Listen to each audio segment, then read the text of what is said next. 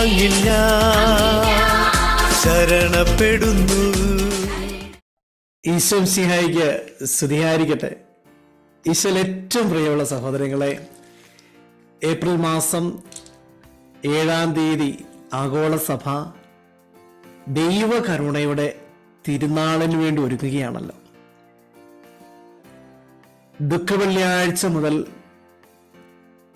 പുതുഞായർ വരെയുള്ള 9 ദിവസങ്ങൾ ദൈവകരുണയുടെ നൊവേന ചൊല്ലി കരുണയ്ക്ക് വേണ്ടി പ്രാർത്ഥിച്ച് ഏപ്രിൽ 7 പുതുഞായറാഴ്ച ദൈവകരുണയുടെ തിരുനാൾ ദിനം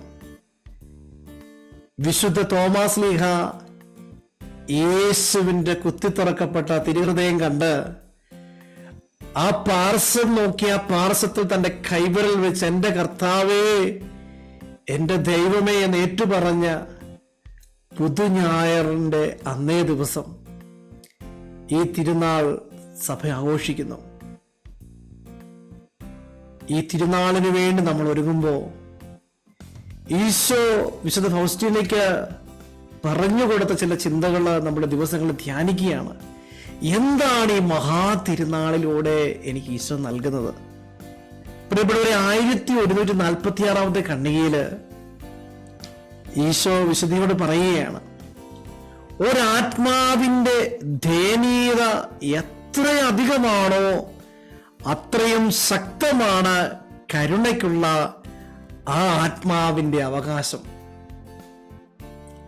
നമ്മൾ ഓരോരുത്തരെയും ആത്മാവിൻ്റെ ദയനീയത, അതിൻ്റെ ബലഹീനത, അതിൻ്റെ കുറവ്, അതിൻ്റെ പോരായ്മകൾ എത്ര അധികമാണോ അത്രത്തോളം തന്നെ ആ ആത്മാവിന് ദൈവകരുണയ്ക്ക്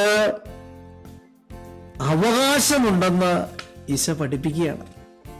അതോടൊപ്പം തന്നെ ഈശോ പറയുകയാണ്, 341 ഖണ്ഡികയിൽ പലർക്കും ഇതേക്കുറിച്ച് അറിവില്ല. അതായത് ഈ കരുണയുടെ തിരുനാളിനെ കുറിച്ചുള്ള അറിവ് പലർക്കുമില്ല.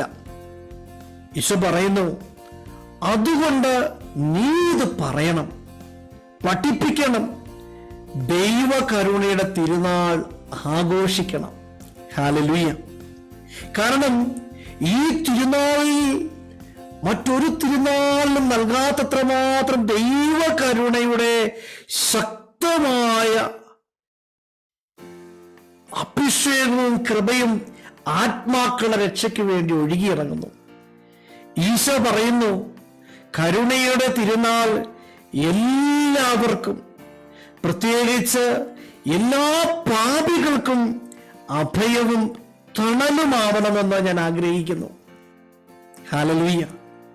അതായത് ഈ തിരുനാൾ എല്ലാവർക്കും, പ്രത്യേകിച്ച് കഠിന പാപങ്ങളിൽ ആയിരിക്കുന്ന ഓരോ ജീവിതങ്ങൾക്കും അഭയവും തണലുമാവണമെന്ന് ഞാൻ ആഗ്രഹിക്കുന്നു.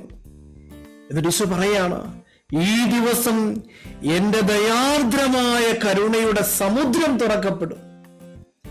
ദൈവകരുണയുടെ സമുദ്രം തുറക്കപ്പെടുന്ന ദിവസമാണ് ദൈവകരുണയുടെ തിരുനാൾ. അതുകൊണ്ടാ ഈ തിരുനാൾ എല്ലാവർക്കും, പ്രത്യേകിച്ച് ഏറ്റവും വലിയ പാപിക്ക് എൻ്റെ കരുണയിൽ 1-ാം സ്ഥാനം നൽകുന്ന ആ വാഗ്ദാനത്തിൽ ചേർത്ത് വെച്ച് പറയാണ്, പാപികൾക്ക് ഇത് അഭയവും തണലും നൽകുന്ന തിരുനാളാണ്. ഈശോ പറയുന്നു, എൻ്റെ കരുണയുടെ സമുദ്രത്തെ സമീപിക്കുന്ന ആത്മാക്കളുടെ മേൽ എൻ്റെ കരുണയുടെ മഹാസമുദ്രം ഒഴുക്കപ്പെടും. ഹല്ലേലൂയ. എൻ്റെ കരുണയുടെ മഹാസമുദ്രത്തെ സമീപിക്കുന്ന ആത്മാക്കളുടെ മേൽ എൻ്റെ കരുണയുടെ മഹാസമുദ്രം ഒഴുക്കപ്പെടും. പ്രിയപ്പെട്ട ദൈവമക്കളെ, നമുക്കറിയാം, നമുക്ക് വേണ്ടി കാൽവരിയിൽ 3 ആണിമേൽ തറയ്ക്കപ്പെട്ട തന്റെ അവസാനത്തോട് രക്തമൊഴുക്കി, തന്റെ ജീവൻ, തന്റെ തിരുരക്തം നമ്മുടെ പാപങ്ങൾക്ക് പരിഹാരമായി അവൻ ഒഴുക്കി നമ്മളെ വീണ്ടെടുത്ത് ആധിപത്യങ്ങളെയും അധികാരങ്ങളെയും കുരിശിൽ നിരായുധമാക്കി നമ്മുടെ മേൽ ആധിപത്യം സ്ഥാപിച്ചിരുന്ന എല്ലാ തരത്തിലുള്ള തന്ത്രങ്ങളെയും പൈശാചിക ആധിപത്യം തകർത്തുകൊണ്ട് നമുക്ക് രക്ഷ നേടിത്തൽകി. ആ രക്ഷ ഇന്നും ഉദ്ധാനം ചെയ്ത യേശുക്രിസ്തുവായി നമ്മോടൊപ്പം ആയിരുന്നു കൊണ്ട് തന്റെ കരുണയാൽ ഓരോ ആത്മാക്കളെയും വീണ്ടെടുക്കാൻ അവിടുന്ന് വെമ്പൽ കൊള്ളുന്നു. ഈ കരുണയുടെ മഹാസാഗരം ഏറ്റവും വലിയ പാപിക്ക് വേണ്ടി ഈശോ പഠിപ്പിക്കുന്നത് എങ്ങനെയാണ്? 1146 ഖണ്ഡിക, ഏറ്റവും വലിയ പാപിക്കാണ് എന്റെ ഹൃദയകാരുണ്യത്തിൽ അഭയം തൊടുവാനുള്ള ഏറ്റവും വലിയ അവകാശം. ഈ ചെറിയവൻ ഒരുവനെ പോലും തള്ളിക്കളയാതെ, ഉപേക്ഷിക്കാതെ, നഷ്ടമാക്കാതെ സ്വന്തമാക്കുവാൻ വെമ്പൽ കൊള്ളുന്ന ഈശോയുടെ സ്നേഹം ഇന്ന് കരുണയുടെ മഹാസാഗരമായി ആ തിരുവിലാവിൽ നിന്ന് തിരുരക്തവും തിരുജലവുമായി ഒഴുകുന്നത് നമ്മുടെ രക്ഷയ്ക്ക് വേണ്ടിയിട്ടാണ്. അതുകൊണ്ട് ഈ തിരുനാളിനെ നമുക്ക് മനസ്സിലാക്കാം. ഈ തിരുനാളിന് വേണ്ടി നമുക്ക് ഒരുങ്ങാം.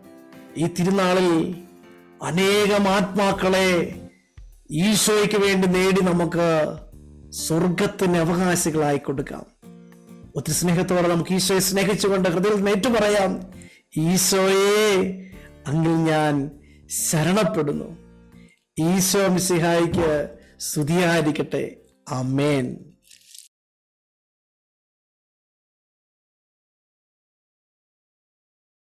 ഈശോയെ അങ്ങിൽ ഞാൻ ശരണപ്പെടുന്നു.